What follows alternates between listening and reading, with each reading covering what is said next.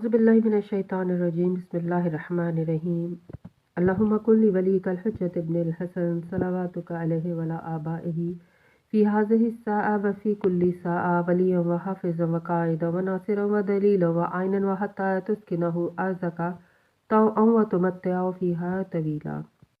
अस्सलाम वालेकुम सामाईन, हमारे चैनल ज़िक्र उला में खुशामदीद।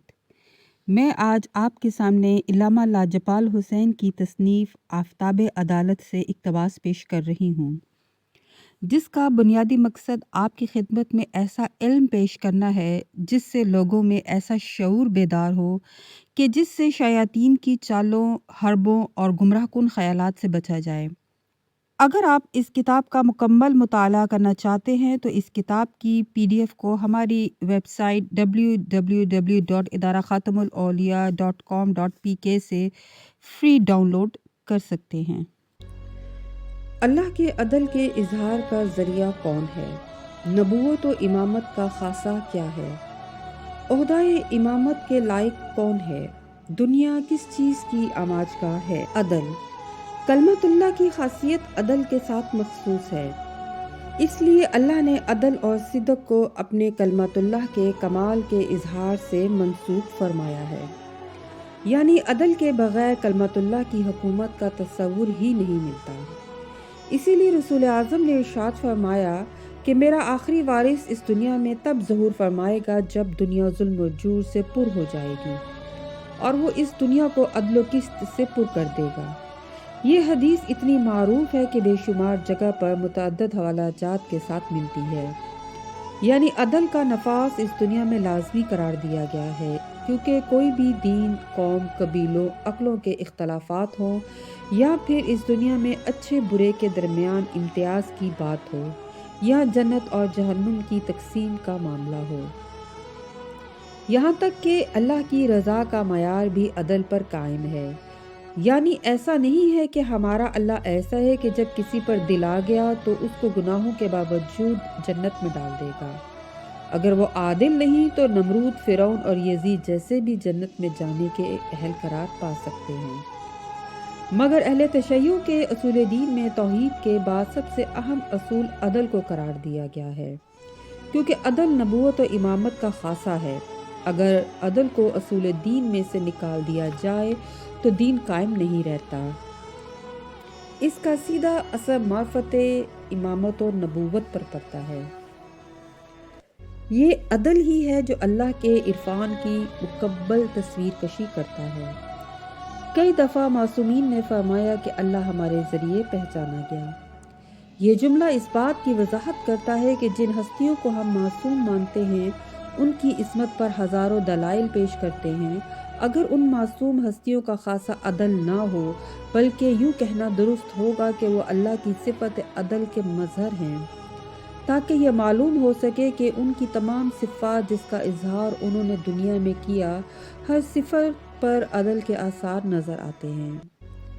कहने का मतलब यह है कि मौला अली की सखावत हो या उनके फ़ैसले, उनके हर अमल, गुफ्तगू और अक़वाल में सिफत अदल आश्कार होती है। हुसैन सखी की करबला की बुनियाद वो जुमला है कि आपने फरमाया कि मुझ जैसा तुझ जैसे की बैत करे। इस जुमले को जिस भी ज़ाविया मार्फत से देखा जाए, यही मालूम होता है कि अदल जुल्म की बैत नहीं कर सकता। लिहाजा ये क्यों कर मुमकिन है कि जिनकी सीरत तैयबा अदल पर मबनी हो, उनका आखिरी लख्ते जिगर इजहार अदल ना फरमाए। दर हकीकत इजहार अदल व नफास के हकीकी मफाहीम में ये बात पाई जाती है कि अल्लाह की कुल सिफ़ात व विलायत के खसाइस व कमालात इसी अदल में मख्फी हैं और इसके मातहत भी हैं। चनाचा रसूलुल्लाह का फरमान अदल व किस्त के बारे में ये रोशन करता है कि मेहदी के अदल में अल्लाह के कुल तसरुफ़ात व कमालात मख्फी हैं। अगर मेरा वारिस अदल का इजहार करे तो कुल कायनात में अल्लाह के तमाम औसाफ ज़ाहिर हो जाएंगे और अल्लाह इस तरह पहचाना जाएगा जैसे कि खुद अल्लाह चाहता है। जब अदल ज़ाहिर होता है तो तमाम औसाफ खुद ब खुद इजहार करते हैं। जब अदल की जगह जुल्म दुनिया में आ जाए, यानी हुकूमत करे, तो जालिम के साथ शैतान की हर चाल ज़ाहिर हो जाती है। जुल्म के आने का मायने इस दुनिया में हर बुराई और बद औसाफ का आम हो जाना है। اس لیے کہ جہاں ظلم عدل کی مسند پر آ جائے تو شیطان کی چالیں اور تمام جال اس دنیا میں نظر آئیں گے، تو معلوم ہوا یہ دنیا در حقیقت عدل بامقابلہ ظلم کی آماج گاہ ہے۔ لہٰذا میدان لگا ہوا ہے اور جنگ چل رہی ہے۔ کربلا میں ظاہری اعتبار سے ظلم کی جیت ہوئی، مگر باطنی مفہوم میں عدل کے قیام کے لیے ایک ایسی درسگاہ قائم ہوئی کہ جس میں آخری امام کے ناصرین کو ایک معیار عطا ہوا۔ اسی لیے قرآن مجید میں اللہ تعالیٰ ارشاد فرماتا ہے کہ میں تجھے امام بنانے والا ہوں۔ حضرت ابراہیم نے عرض کیا کیا میری ذریت میں سے بھی؟